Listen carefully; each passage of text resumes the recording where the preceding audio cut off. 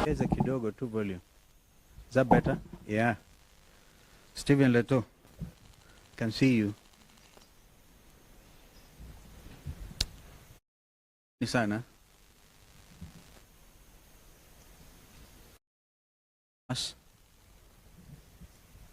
In the team that has now commonly been referred to as the People's Loyal Opposition. So my colleagues are fully behind this statement.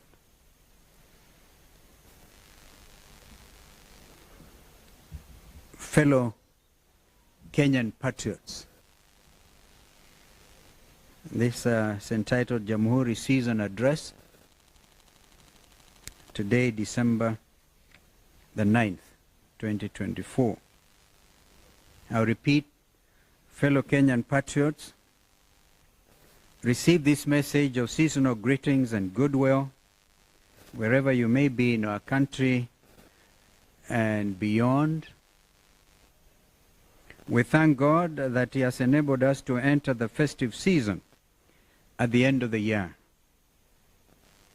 Traditionally, our Jamhuri celebrations as Kenyans have usually raised the curtain to a joyous period for the entire global community. Our Jamhuri activities usually flow into an extended season that merges with Christmas and the New Year festivities.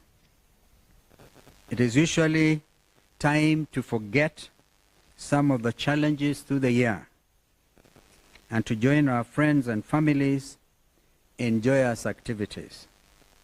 Accordingly, we send the festive season's greetings to the friends of our Kenyan nation throughout the world.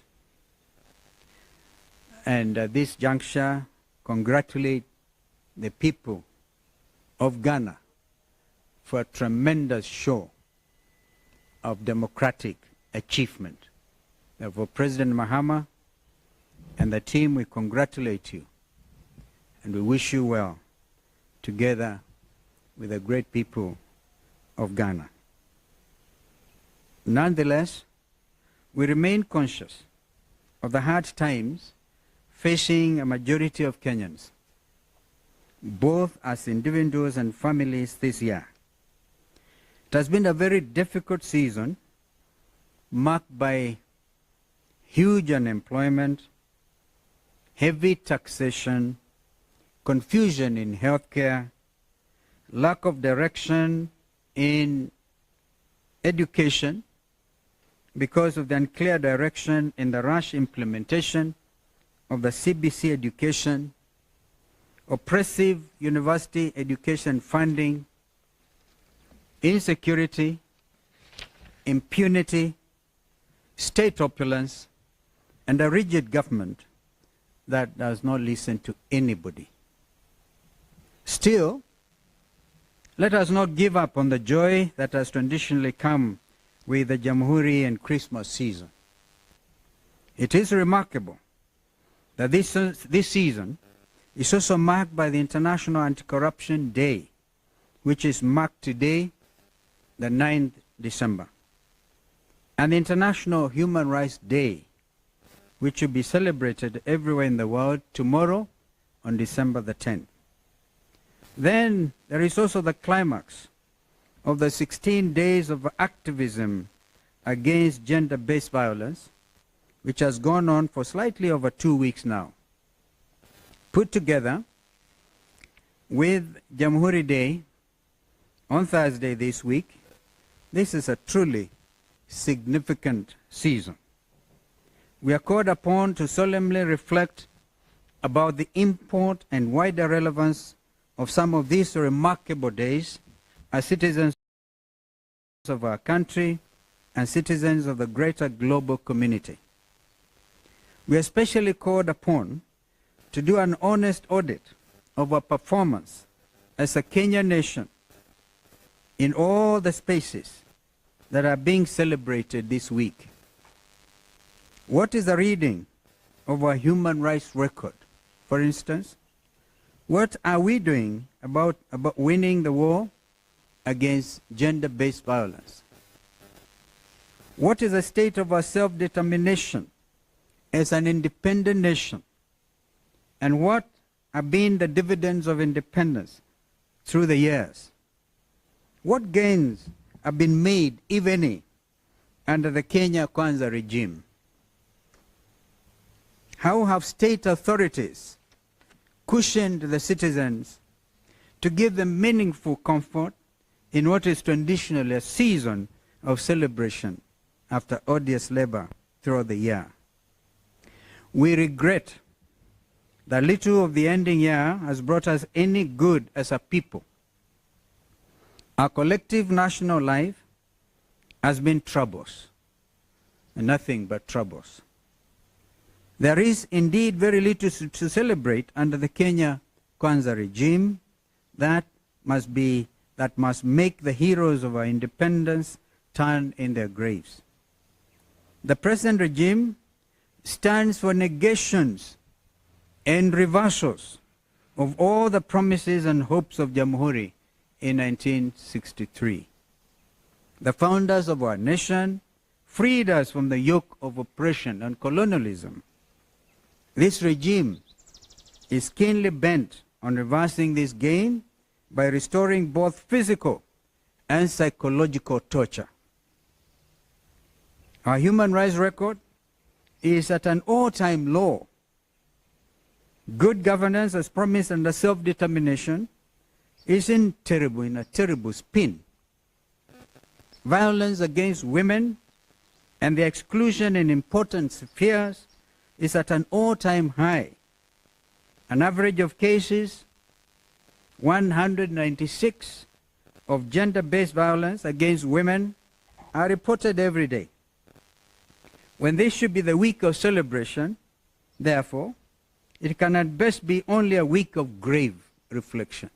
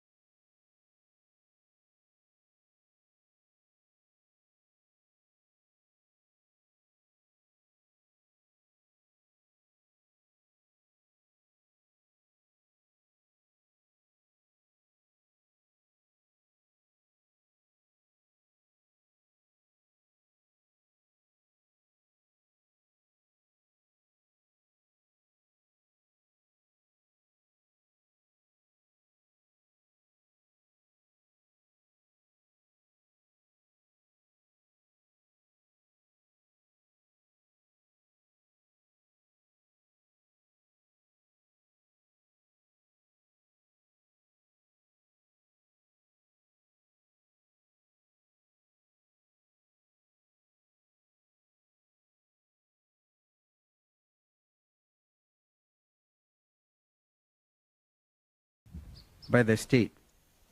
Remember, even genetic foodstuffs are with us. In the wake of the fakery around fertilizers and seeds, Kenyans also suffered a thorough beating by Mother Nature. Floods hit many parts of our country. Kenyans drowned in flood waters as the state looked on, unmoved. And when it intervened, it was to pull down people's homes. You remember, Mathare? Remember? Without any effort at all to give them the comfort of alternative shelter. The Kenyan state reported that it had set aside hundreds of billions of shillings as floods disaster management funds. To date, we don't know what happened to those monies. Images of marooned families in the middle of heavy downpours and floods still haunt the conscience of men and women of goodwill. Forced demolitions still continue even today under one pretext or the other. The objective is to grab public under the amorphous so-called, I quote-unquote, affordable housing project. This project is shrouded in blatant opaqueness. This can only speak to corruption in high places in a compromised national state. Unfortunately, when Kenyans ask questions about this opaque project, they're accused of being unpatriotic, tribal, hostile to the government, and idle. Indeed, wenye upepo mbaya. Both the opacity and the hostility by the state against inquiry speak to only one thing: corruption. We have bad news for President William Ruto and his pawns.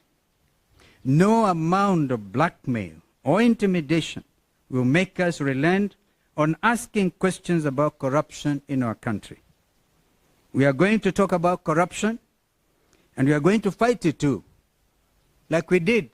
We went to court against the Andani JKI takeover. No amount of threats, intimidation, abductions, and disappearances, or even killings, will stop us from demanding accountability. We are not just asking. We actually demand accountability. It is in accordance with the rule of law, in accordance with our Constitution 2010. It has also been a season of confusion and unrest in our schools, in our hospitals, and in our universities. Moi University is a glaring example of misrule. We have seen confusion in our airports and across the counties, all owing to what can only be described as felonious conduct by Kenya's national executive. Professional staff in these places have spent months at a time on strike. The government has failed to honor legitimate collective bargaining agreements with teachers, with university lecturers, with doctors and other health workers, as well as with university staff.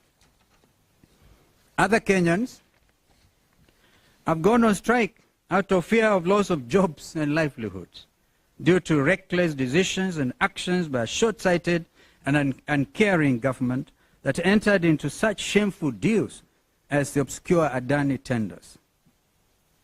There are such fears in the Airports Authority and among members of the now defunct National Health Insurance Fund, NHIF.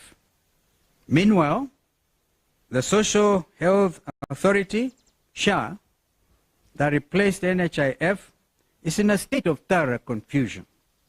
Kenyans are dying every day for want of health care because of the confusion in SHA. Was this SHA intended in the first place as a scam? Almost as if it has been in the grip of some mysterious forces from the spiritual world, Kenya Kwanza is visiting untold atrocities upon its citizens. This has been the season of abduction, disappearance, torture, and killing of Kenyan youth. In all this, the government has feigned ignorance. The year we are about to end will be recorded for the battering in the streets and for the killing of our Gen Z youth. Their only sin was that they came out to exercise democratic self-expression and to stage peaceful protests against an untrustworthy regime that has gone rogue. And how did the regime act? They did a parallel of goons to turn otherwise peaceful, legitimate protests upside down. Our youth protested against oppressive tax policies and against bad financial laws and practices. They demonstrated against shameless displays of opulence and of corruption in high places in government. For this, they were battered, their heads were violently opened in the streets. Those pictures outside the National Assembly are still fresh in the minds of Kenyan parents. Their lives were taken away in the prime of youth. They were shoved into gunny bags and thrown into dump sites like bad rubbish. What government does this anywhere in the world in the 21st century? I recall when we had to go and join the people of Embakasi South and witness that terrible, terrible sight. If it was a responsible government, by now they would have sent the Army, National Youth Service to clean up that mess. But do they care? This regime is determined to reverse the democratic gains that Kenyans have made over the years. It has captured the legislature and reduced it to a cheap rubber stamp for the executive. And today, it is busy stalking the judiciary with the same intents. We hail Kenyan youth for standing up to this oppressive and corrupt regime. We assure them that they are not alone. They are our children. Their welfare is of the greatest import to all of us. We shall not look on as their future is stolen from them by an uncaring regime. We are going to fight for you and with you, especially in the new year. To that extent, we will give direction not too long from now. Prepare for the start of what I call the final liberation of our country. We are sending a warning to the abductors and to the killing squads. The writing is on the wall. Your days are truly numbered. We intend, including court advisory, to send our officers to Haiti. This kind of impunity is hugely reprehensible. We cannot allow our country to become a rogue state, international scene. We are closely looking into the matter of deployment to Haiti and will address it more comprehensively in the new year. Closely related to this is the fact that under Kenya Kwanza, our country is now gaining the dubious distinction and outrage of abducting foreign nationals on our soil and deporting them leaves the stage. Fellow Kenyans, these are only a few many concerns in our country today. In a few days' time, they will paint a rosy picture of non-existent achievements over the past 2 years. As this regime has now distinguished itself as an edifice of dry-eyed lies, we urge you to ignore them with the contempt they deserve, knowing well that liberation is never too far. Our day as Kenyans is coming. Otherwise, we wish you a peaceful and reflective festive season. May God bless you. May God bless our country, Kenya.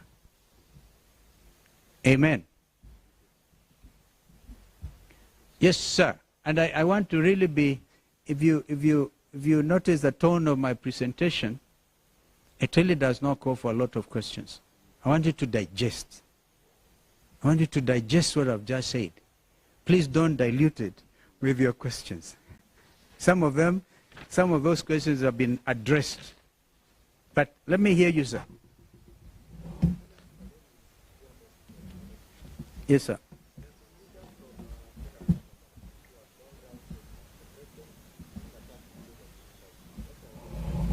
That's what I'm saying.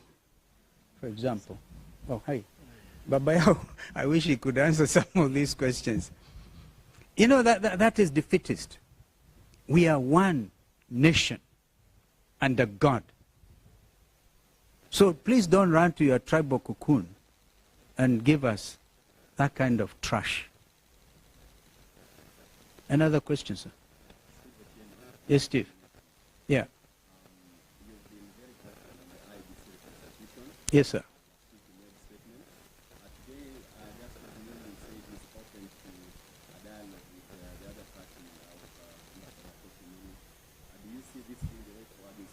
They have wasted a lot of time. Let them withdraw the case that is, I said it, state-sponsored through a judge in Kiambu, user-friendly. Let him remain, or let her remain nameless. But she knows what she has done, because that was a tactic in order to delay the reconstitution of the panel in the first place, and then the IEBC. We demand, Kenyans demand this, and I stand in solidarity with the church organizations who have also said the same. The ball is actually in William Ruto's court to tell his proxies to withdraw. You've just mentioned one of them. Withdraw the matter in the Court of Appeal. And then we can discuss if they are still in Azimio. Yes, sir.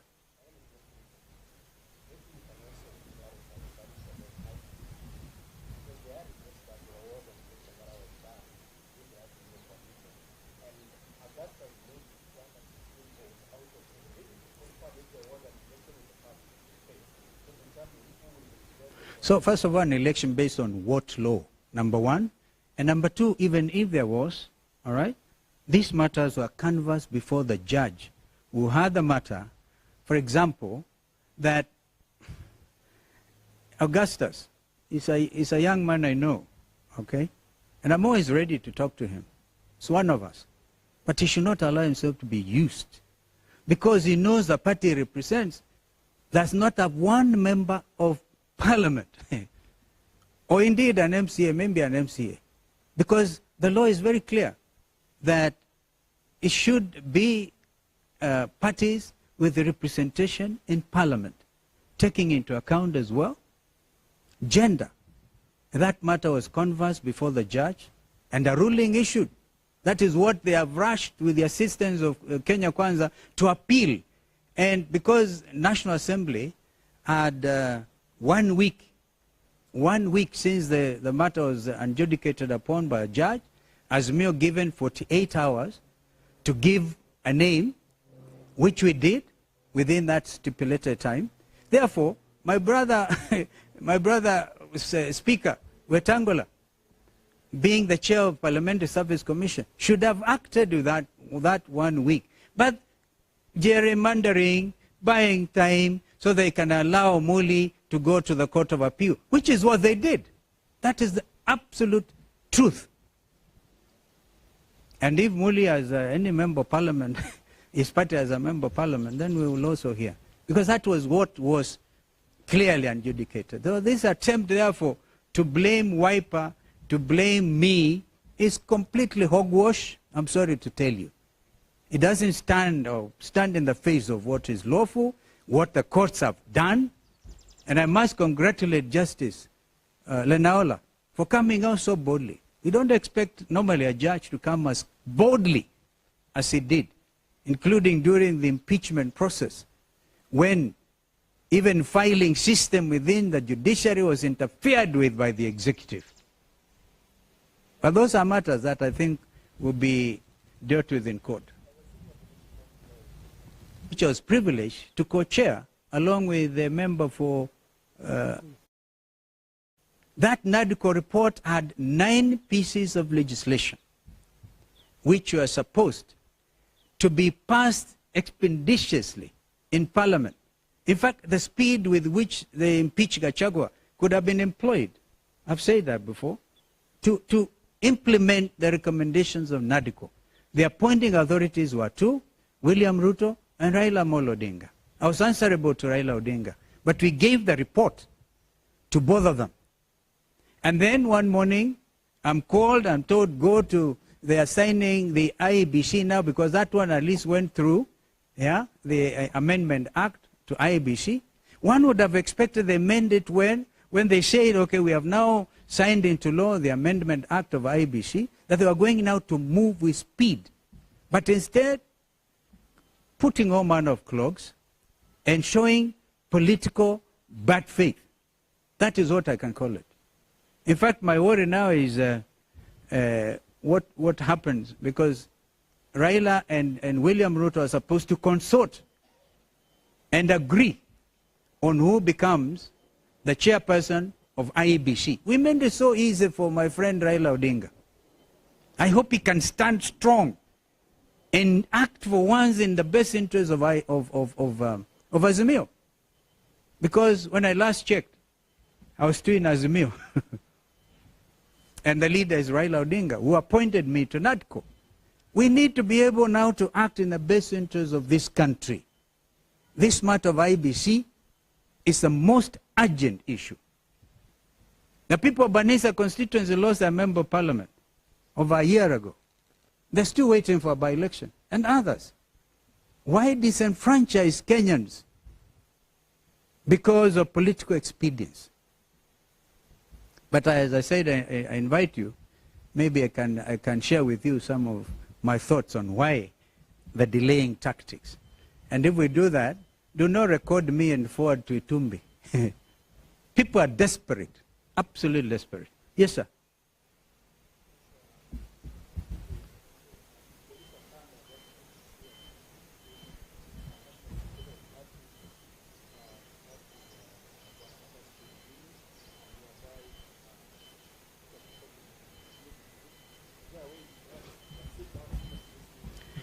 Yeah, I said Muli is one of us. He comes from my home county. Yeah, he tried to run for speakership of Kitui. He wasn't successful. I certainly wish him well. And if there's any way I can help him, but let him not be used as a proxy to delay an important national matter. Of course, that recording by Tumbi, which is a strange thing, had to do with, because Augustine Muli went to the office of Junet Mohammed, who is, of course, the secretary. As we speak, the Secretary General of Azimio is Junet Mohammed. And that is the last very important thing up to date Junet has done. Because he forwarded the name of Dr. Koki Muli in accordance with what he had agreed within Azimio.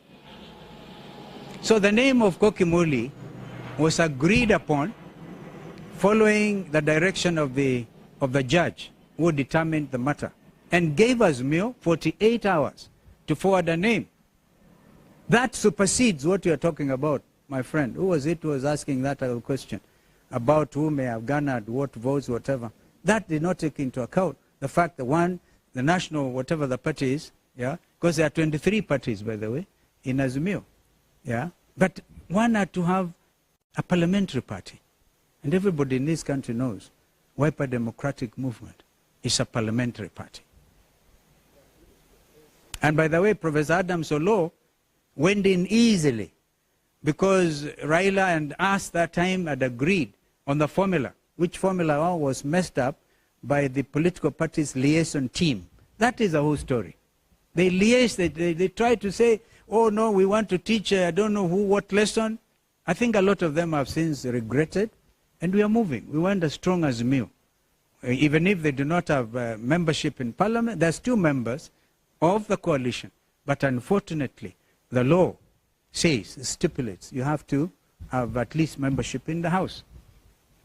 And this is the clogging. But I'm telling you, the truth of the matter is the state interfered, okay, to make sure that Koki Muli's name is not forwarded. Unfortunately, the names have to be forwarded as a team, the 9 of them. And I think my friend Weta knows the truth. Thank you. I think I've belabored that point. Nawashukuruni sana.